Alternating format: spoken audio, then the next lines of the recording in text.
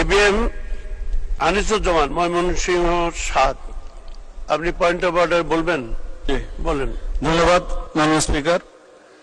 আমার নির্বাচনী এলাকা ১৫২, ময়মনসিংহ ৭। গত ৫ তারিখে মধ্যরাতে ১টা ৪০ থেকে ১টা ৫:৫০ ১০ মিনিটে আমার ৬টা ইউনিয়ন এবং একটি পৌরসভা আমার প্রলয়ঙ্কর ঘূর্ণিঝড় এবং শিলাবৃষ্টিতে বিধ্বস্ত হয়ে গেছে। আমার এলাকাতে ৬টি ইউনিয়নে একটি টিনের ঘরও টিন অক্ষত নাই। প্রত্যেক যত প্রায় ৫,০০০-এর মতো টিনের ঘর একদম জাজরা হয়ে গেছে। আমার এলাকায় বুড়ো ফসল মাত্র ২০% ফসল কাটা হয়েছে, ৮০% ফসল একদম মেসাকার হয়ে গেছে। আমার গরু, ছাগল, হাঁস, মুরগি সহ ব্যাপক ক্ষতি সাধিত হয়েছে। নিম্ন আয়ের মানুষ যারা ওই সামান্য ২টা টিন দিয়ে ঘরে করে থাকে, তাদের থাকার কোনো জায়গা নেই। অনেকেই বাজার থেকে ছালা কিনে, চটের বস্তা কিনে জীবনযাপন করছে।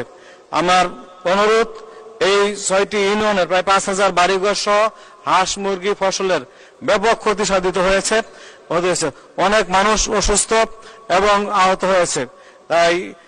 এবং আমাদের যে ফসল আম, কাঁঠাল সম্পূর্ণভাবে ধ্বংস হয়ে গেছে।